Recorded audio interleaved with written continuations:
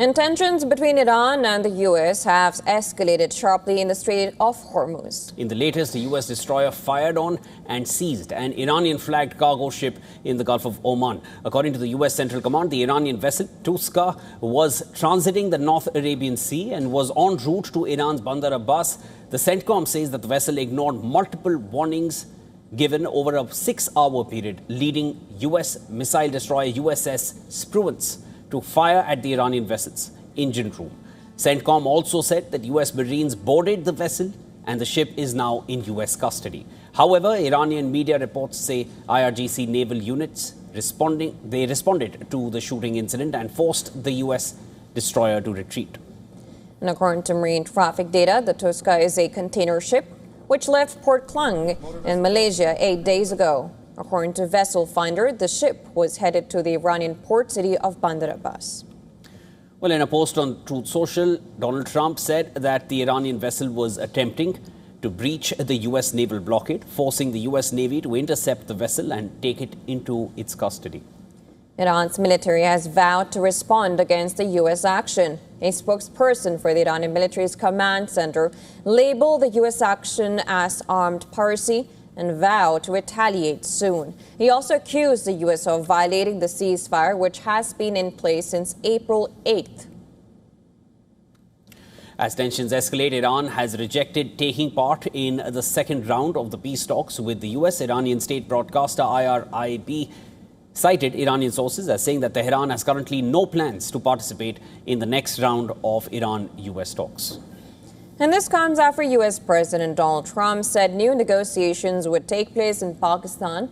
Now, Trump also said that the U.S. has offered a quote-unquote fair and reasonable deal. And if Iran rejects the deal, the U.S. will, again, quote-unquote, knock out every single power plant and every single bridge in Iran.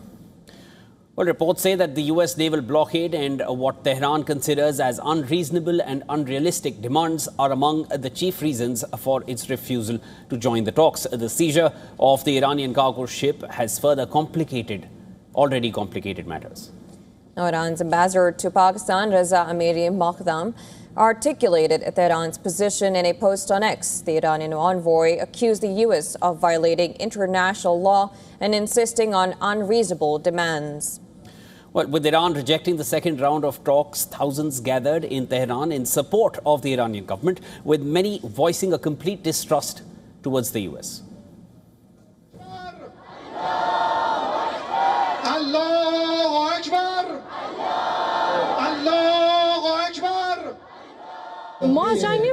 We are not afraid of war. Even if not just one attack, but continuous attacks are carried out against our country, we will certainly move forward with greater strength and authority. But in my view, given the situation as it is developing, the United States and Israel have no option but to surrender to Iran's demands.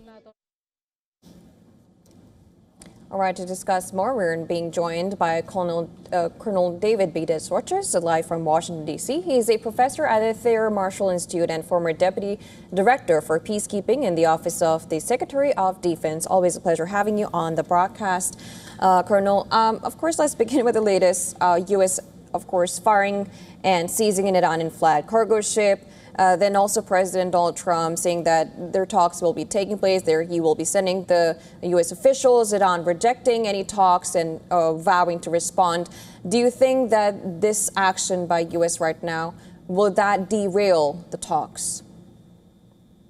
Well, I mean, the U.S. blockade is a reciprocal blockade to the closure of the Strait of Hormuz.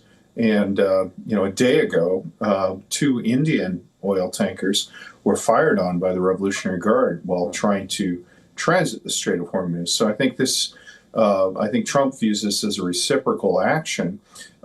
Basically, if neutral civilian shipping, in this case Indian shipping, is fired upon, then the U.S. blockade of Iranian cargo and Iranian ships going in and out of Iranian ports seems to be a measured response to that.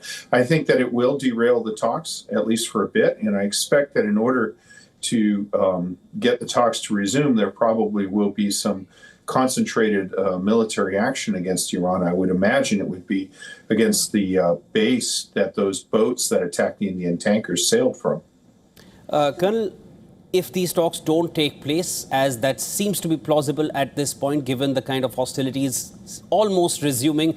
They have resumed in the Strait of Hormuz. It's being considered a violation by the Iranian side, while they've already blockaded the Strait of Hormuz since actually March.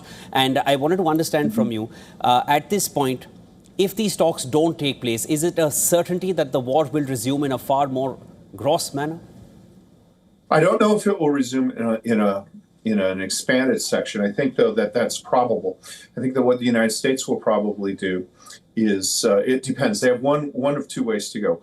Well, the first is the one that I just sketched out, where there's a measured, proportionate response where it's directed against Iran's naval assets, locate the base that the Revolutionary Guard boats that attacked the Indian tankers took off from, destroy that base, their higher headquarters, and work your way as far up the chain as you can to the naval headquarters in Tehran, if possible. The second possibility is to say, we really have to let the Iranians know that if they don't negotiate, they're going to get something really bad. That usually involves expanding the target set. Normally, the American way of war, when we only conduct a war by air power, is we bomb for a while. And then when we see that air power alone doesn't achieve all of our objectives, the target set to be bombed expands. So if you look at the Kosovo campaign in 1999, initially that was limited just against the Serbian police, which were carrying out a genocide against the Kosovars. But it expanded over 66 days to the point where every bridge and every power plant, every bridge over in Belgrade and every power plant in Serbia was destroyed or damaged. And it's interesting because Trump has already said that if at all they don't come on the table and if this deal is not done, U.S. will be attacking the bridges and the power plants. And there's been an attempt. So earlier we saw a comment coming from the Iranian delegation which said that we were an inch closer to the deal. That is when Vance left, say that we didn't agree to it. Sad news. And now we see the U.S. also saying that they want to go for the talks, Iran rejecting it. So how do you analyze this rhetoric change, and do you think that an escalation is probably the only possibility considering the fact that the ceasefire ends on Wednesday?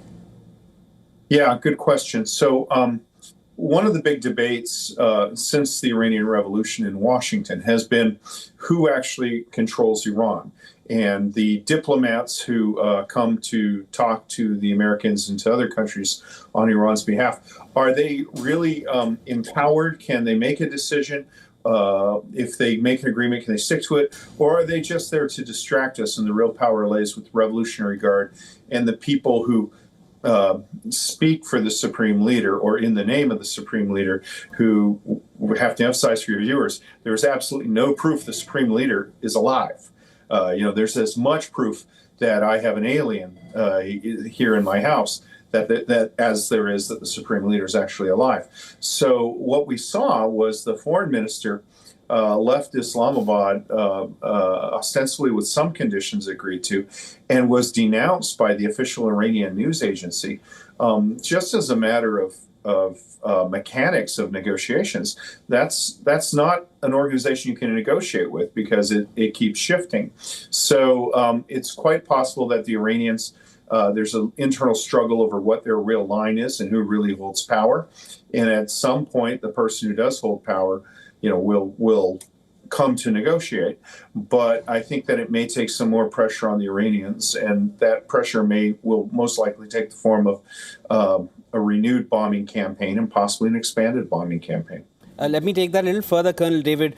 With the U.S. still scheduled to send their vice president to Pakistan for these talks, Iran saying we're not interested, do you feel Iran will eventually come around and send a delegation regardless of what those statements are seeming like as of now, given the fact that, okay, Iran did not capitulate, but they've taken a bad amount of beating. And as you explained, U.S. military policy, if the initial airstrikes do not end it, it's only going to expand further. That's something I'm sure the Iranians also understand. Do you feel they will come around and these talks will happen as scheduled?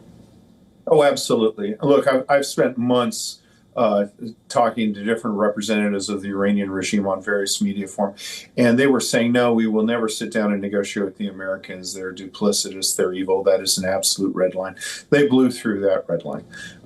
And they will blow through other red lines. They signed a deal with Saddam Hussein. So, Khomeini himself. So, yeah, they will eventually do it, but they won't do it if they're not pressured. I do think my advice would be to not send J.D. Vance to any negotiations until you're assured of success, unless you want to politically cripple him.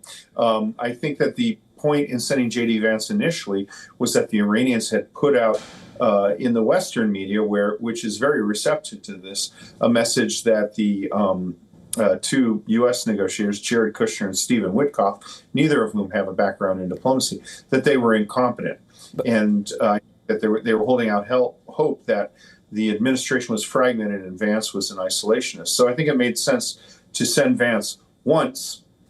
I hear your point.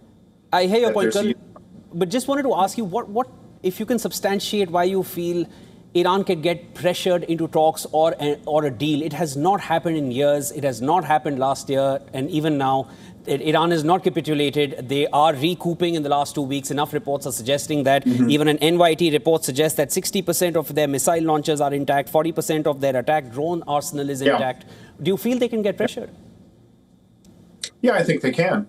I mean, they retain some offensive capability. I'm not so sure how the New York Times comes about those numbers, but I know the Iranians have put out the message. They said, "Oh, we have more missiles than ever before. We have stronger missiles, better missiles." And when it became apparent that they were unable to effectively target U.S. and Israeli military assets, they said, "Oh, we're just waiting our time. We have the real good stuff." Which I find that just strange credulity that they would take so much punishment.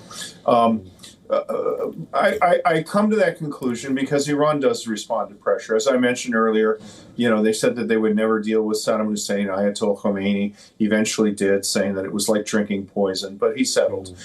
They said they wouldn't meet with the Americans in this current thing, but they did. They've said for 40 years that Lebanese Hezbollah has nothing to do with Iran, but when we got to negotiations, they said, no, Lebanese Hezbollah and Iran are one or two spirits in the same body and have to be included in that, basically treating Lebanese Hezbollah as an agency of the Iranian government. So, when they are in a situation, they make a rational choice, which is, make a modification when they're facing something that's worse. Okay. And so the question is, what is worse than, how much pain do they have to suffer before they compromise on these key points? And Colonel, it's interesting because the fact that there is a ceasefire in effect, but it will close, of course, it's going to end on Wednesday. And till now, if you look at the dates of the talks, well, of course, there is no date. It's just the White House has said in a couple of days, and a couple of days could be 2 days on Wednesday, or it could be beyond the ceasefire.